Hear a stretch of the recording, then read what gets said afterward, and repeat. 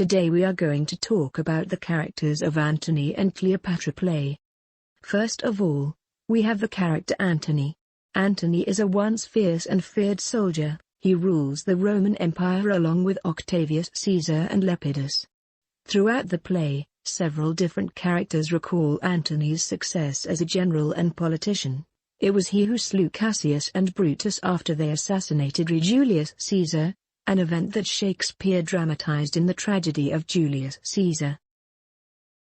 Antony and Cleopatra picks up Antony's story many years later. He has, at the opening of the play, neglected his duties as a ruler in order to live in Egypt, where he carries on a highly visible love affair with Cleopatra. The key to Antony's character is his divided loyalty to both the Western and Eastern worlds. He is torn between the sense of duty and desire to seek pleasure, between reason and passion.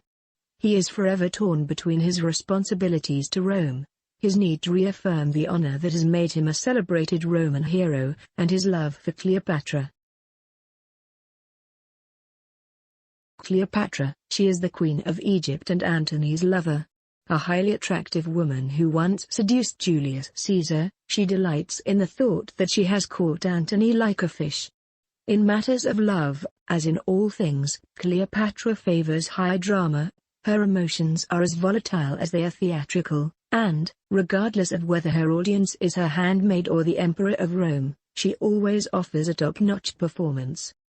Although she tends to make a spectacle of her emotions, one cannot doubt the genuine nature of her love for Antony. Shakespeare makes clear that the queen does love the general, even if her loyalty is sometimes misplaced. Octavius Caesar is the nephew and adopted son of Julius Caesar. Octavius rules the Roman Empire with Antony and Lepidus. Relations between Caesar and Antony are strained throughout the play, for the young triumvir believes that Antony squanders his time and neglects his duties while in Egypt. Ambitious and extremely pragmatic, he lacks Antony's military might as a general, but his careful and stoic reasoning enables him to avoid Antony's tendency toward heroic or romantic folly. Destined to be the first Roman emperor, renamed Caesar Augustus, he symbolizes Western values in the play, which stand opposed to the exotic lures of Cleopatra's East. 𝒏𝒏𝒚, he is Antony's most loyal supporter. Worldly and somewhat cynical, 𝒏𝒏𝒚 is friendly with the subordinates of both Pompey and Caesar, yet stays faithful to his master even after Antony makes grave political and military missteps. He abandons Antony only when it appears that the general is completely finished. This decision, however, so overwhelms 𝒏𝒏𝒚 with guilt that he eventually dies of it. Marcus Aemilius Lepidus, called Lepidus, he is the third member of the triumvirate and the weakest, both politically and personally. His rather desperate attempts to keep the peace between Caesar and Antony when imprison him after the defeat of Pompey. Pompey, he is the son of a great general who was one of Julius Caesar's partners in power. Pompey is young, popular with the Roman people, and possesses enough military might to stand as a legitimate threat to the triumvirs. He fancies himself an honorable man for refusing to allow one of his men to kill the unsuspecting Roman triumvirate when they are his guests. Octavia, Octavius Caesar's sister, she marries Antony in order to cement an alliance between the triumvirs. Octavia is a victim of Antony's deception, and his meekness, purity, and willingness to submit make her the paradigm of Roman womanhood, and Cleopatra's polar opposite.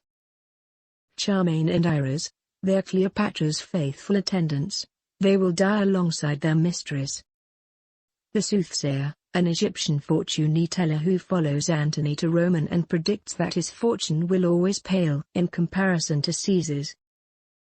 Dolibola, he is one of Octavius Caesar's men. He is assigned to guard the captive Cleopatra. Moved by the queen's outpouring of grief over Antony's death, he reveals Caesar's plan to move Cleopatra to Rome, where she will live out her days as a symbol of the empire's triumph. Agrippa, one of Octavius Caesar's officers, she leads the retreat from Antony's unexpectedly powerful forces. Camidius, a general in Antony's army. After the battle in which Antony follows Cleopatra's lead and flees, Commodus surrenders and defects to Caesar's side. Ventidius, a Roman soldier under Antony's command, he leads the legions to victory against the kingdom of Parthia. Although a competent fighter, he cautiously decides not to push his troops further into battle, for fear that winning too much glory would sour his relationship with Antony. Scaurus, a brave young soldier serving under Antony. Scaurus succumbs wounds in the battle against Caesar's army, and begs for the opportunity to win more. Proculus, one of Caesar's soldiers. A man whom Antony, upon dying, tells Cleopatra to trust, betrays the queen and takes her prisoner. Diomedes, she is Cleopatra's servant. She employs him to bring the message to Antony that she has not committed suicide, but is still alive. Eros, an attendant, serving Antony. Antony requests that Eros kill him, reminding his servant of the oath of loyal service he once swore. Unable to murder his master, Eros turns his sword on himself and commits suicide. Menes, an ambitious younger soldier under Pompey.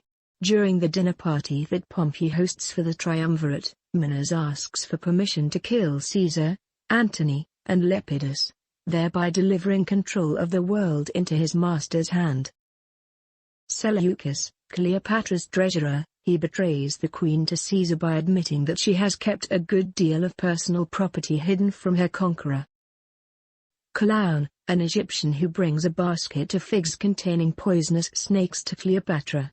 Dicrates, one of Antony's soldiers, he brings word of his master's death to Caesar.